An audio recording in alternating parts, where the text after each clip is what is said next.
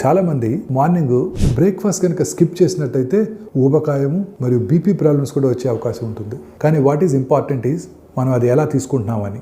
ఈ మధ్యకాలంలో చాలామంది షుగర్ ఎక్కువగా ఉన్న అన్హెల్దీ సీరియల్స్ తింటుంటారు, లేదా వైట్ బ్రెడ్ జామ్ తీసుకుంటుంటారు. ఈ రెండిట్లో కూడా షుగర్ తప్ప ఇంకేం ఉండదు. ఇంకొంతమంది ఖాళీ కడుపుతో టీ కాఫీ కూడా తాగేస్తుంటారు. వీళ్ళకి అసిడిటీ లాంటి ఆరోగ్య సమస్యలు కూడా వస్తుంటాయి.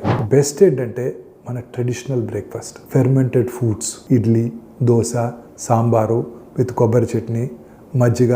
వీటిలో ఆరోగ్యకరమైన ఫైబర్ ఉంటుంది, ప్రోటీన్ ఉంటుంది. ఈ ఫెర్మెంటెడ్ ఫుడ్స్ వలన మన గట్ హెల్త్ మెరుగుపడుతుంది. అంటే మన పెద్ద పేగుల్లో ఆరోగ్యకరమైన బ్యాక్టీరియా మెరుగుపడి డైజెషన్ బాగుంటుంది.